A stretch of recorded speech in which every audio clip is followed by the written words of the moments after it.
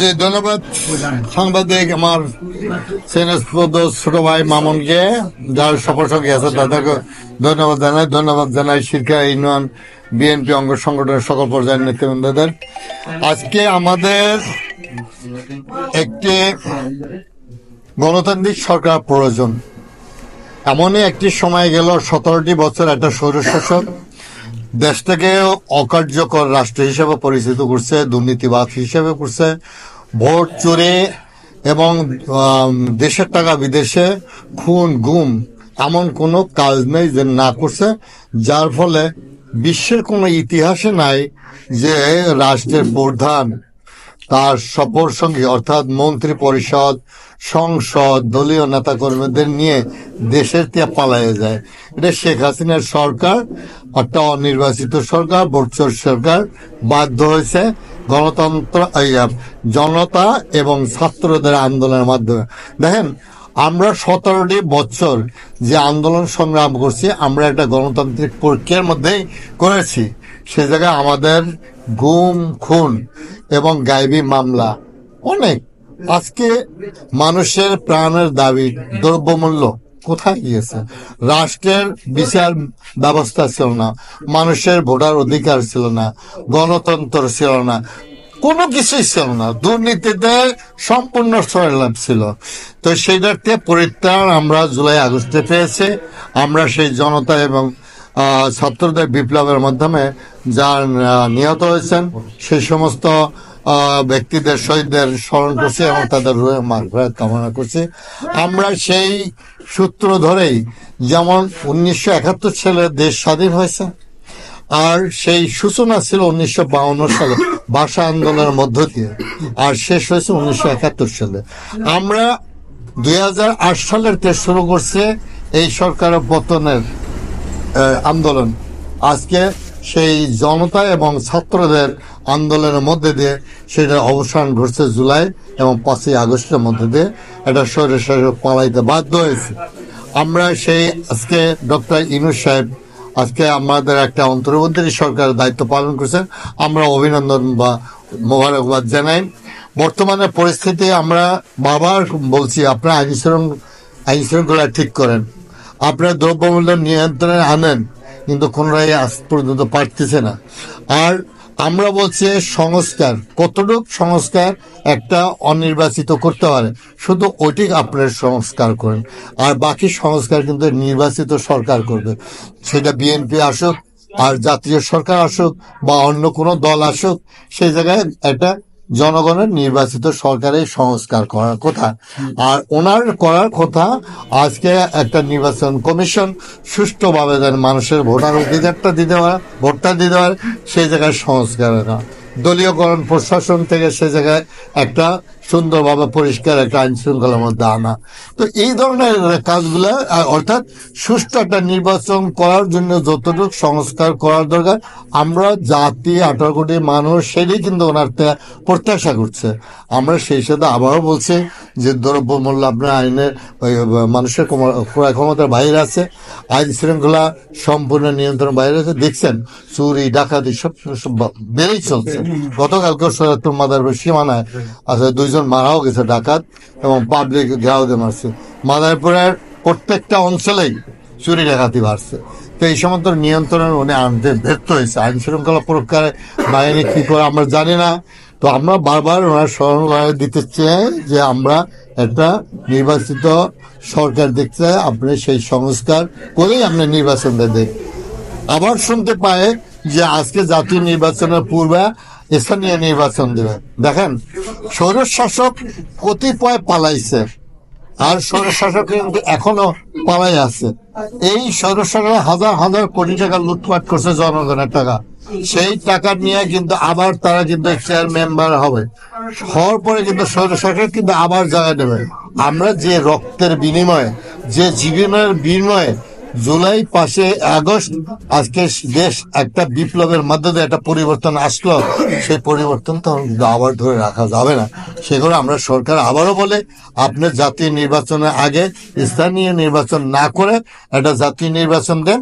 এই জাতীয় নির্বাচনে সেই জায়গায় জাতীয় সরকার আসুক আর দলীয় সরকার অর্থাৎ জনগণের সরকার সেটার বিচার করবে, এবং আমরা সেটাই চাই। মানে দ্রুত জাতীয় নির্বাচন, যত দ্রুত আমরা দ্রুত নির্বাচন চাই। আমি 1976 সালের এই দলের পিছনে আমি কাজ করে আসছি, অর্থাৎ 46টা বছর। আমি সর্বপ্রথম 79 সালে ছাত্র দলের নাজিমুদ্দিন বিশ্ববিদ্যালয় কলেজের সভাপতি, পরবর্তীতে পৌর ছাত্র দলের সভাপতি, পরবর্তীতে উপজেলার 3বার ছাত্র দলের সভাপতি, পরবর্তীতে জেলা ছাত্র দলের 3বার সভাপতি, জেলা বিএনপির 2বার সাংগঠনিক সম্পাদক, 2বার সাধারণ সম্পাদক, একবার সদস্য সচিব দায়িত্ব পালন করে আসছি। আমার ছাত্র জীবন থেকে এই পর্যন্ত যত দেখেছে, 1979 সালেও কিন্তু আমরা এই অঞ্চলতে আমাদের নির্বাচিত আমরা প্রার্থী পেয়েছি। কাজী মাহমুদ আহমেদ মিলন, আপনারা সবাই তাকে চেনেন, অত্যন্ত ভদ্রলোক ছিল এবং নৌ কমান্ডার ছিল, বীর মুক্তিযোদ্ধা কাজী মাহমুদ আহমেদ মিলন। আমরা কালকিনিতে পেয়েছিলাম সাবেক মন্ত্রী অ্যাডভোকেট আব্দুল মান্নান শিকদার। আবার শিবচর আমরা 3 আসনে পেয়েছিলাম, 1 আসনে পেয়েছিলাম আমাদের বাদশা চৌধুরীকে। তো আমরা এই জায়গায় আমরা সুসংগঠিত আছি। আজকে এই 17টি বছর আমরা তো দূরে কথা, গ্রামের মানুষ আমাকে কাছে আসতে সাহস করতো না। যখনই আসছে তখনই গাইবি মামলা দিত, যখনই আসতো তাদের উপরে প্রেশার আসতো, যার ফলে তাদের অনেকের জায়গা জমি দখলে নিয়ে গেছে। এই ভয়তে তারা আসতো না, আর আমরাও কিন্তু গ্রাম ঘরে আসতে পারতাম না। দল আমরা আমাদের সুসংগঠিত আছে, আমরা আমাদের মধ্যে আজকে চ্যালেঞ্জ আছে। তার মানে এই নেই প্রতিহিংসা নাই, প্রতিযোগিতা আছে। বড় দলের মধ্যে প্রতিযোগিতা থাকা উচিত, আমি মনে করি হিংসা না থাকে। আমাদের মধ্যে অনেক প্রার্থী থাকতে পারে, আমরা যেই আসুক আমরা ধানের শীষের জন্য আমরা কাজ করব। আমি একটা জিনিস পরিষ্কার বুঝেই দেখেন, আপনার প্রিয় সাংবাদিক ভাই, আপনারা জানেন এই জায়গায় সেখানে অনেক গণ্যমান্য ব্যক্তিবর্গ আছেন। আমি সেই থেকে এই পর্যন্ত একটি রাত পালাই যায়নি। অনেকেই জাতীয় নির্বাচন করে মদের করতে সেই নির্বাচন করছে, চলে গেছে, আর আসে নাই। আমি কিন্তু পালানোর লোক না। আমি 1981 সালে সর্বপ্রথম ছাত্র দলেতে নাজিমুদ্দিন বিশ্ববিদ্যালয় কলেজে বিপুল ভোটের মধ্যে দিয়ে আমি কিন্তু নির্বাচিত জিএস হই। সেই পৌরসভা নির্বাচন করলাম 2004-এ, 2011-তে এবং 2021-এ করলাম। তো এই যে নির্বাচনের মধ্যে দিয়ে আমরা লক্ষ্য করছি যে আমাদের কিছু সম্প্রদায় যা টাকার কাছে বিক্রি হয়, মাথা নত করে, আমি মনে করি এই সমস্ত সম্পূর্ণ ত্যাগ করে এই বছর আমরা সবাই ঐক্যবদ্ধ যে আমরা আমাদের ধানের শেষ আমি যদি ইনশাল্লাহ পাই, আমাদের তারুণ্য অহংকার তারেক রহমান স্পষ্ট বলেছেন মাঠ পর্যায়ের কর্মীদের এবার মূল্যায়ন করা হবে। যদি সেটা করে থাকে তাহলে আমি জাহান্নামে বাদ করবো না। আর বেগম খালেদা যেহেতু জীবিত আছে, আমি মনে করি সে যে কথাটা বলেছেন মাঠ পর্যায়ের নেতা কর্মীদের উনি এই বছর মূল্যায়ন করবেন। এই কারণেই এই 17 বছর কয়েকজন উনি পাশে পেয়েছে, যে লুটকারীরা লুট করে নিত তারা যে মাঠে ছিল না, আবার তারা কিন্তু বসন্তের কোকেলরা কিন্তু আসছে। অর্থাৎ যখনই দেখা যায় সম্মেলন তখনই কিছু শকুন আসে, যখনই নির্বাচন আসে তখনই দেখা যায় কিছু শকুন আসে, আসবে। এটা বড় বড় দলে আসবে। তা আমরা মনে করি এই জায়গায় একটি গণতান্ত্রিক সরকার প্রয়োজন। দেশ পরিচালনা করতে হলে জনগণের ভোটের নির্বাচিত সরকার বিকল্প কোনো রাস্তা নাই।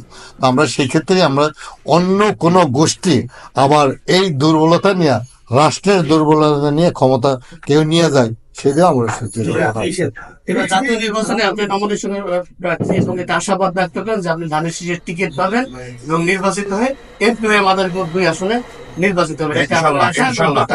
তো জনাব জাহান ভাই, আমি এবার একেবারে শেষের দিকে চলে আসছি। আমাদের শিক্ষা ইউনিয়নে আপনার বেশ সমর্থক কর্মী ছিল, এতদিন ছিল। আসলে বিভিন্ন সমস্যার কারণে যা আপনি ইতিমধ্যে উল্লেখ করেছেন, হয়তো মাদারীপুর যেতে পারে, দেখা করবে। কিন্তু আমি ইদানিং দেখতেছি ব্যাপক আপনার অনেক কর্মী সমর্থক আছে যারা আপনার প্রচন্ড ভালোবাসে।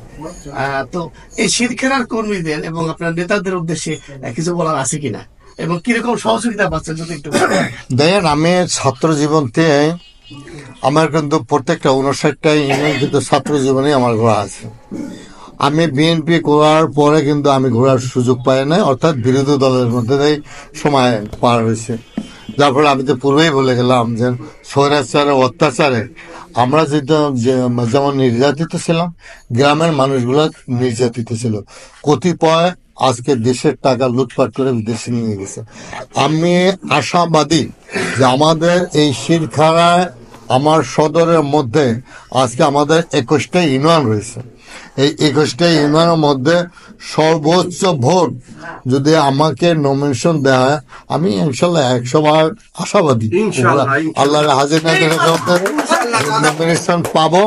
আর পাইলে শুধু শিরখার নয়, শিরখার জনপ্রিয় আমি জানি না, শিরখার মানুষের এক কাপ চা আজ পর্যন্ত খাওয়াই নাই। ওনারা আমার জন্য কতটুকু আমি শুনছি, কিন্তু আজকে লক্ষ্য করলাম যে প্রচুর সমর্থন আছে। আমার সাংবাদিক আমার মামুন ভাইও বলছেন, আমার এই জায়গায় ব্যক্তিগতভাবে সমর্থন থাকছে, দলীয়ভাবে থাকতে পারে, আমি সেটাই।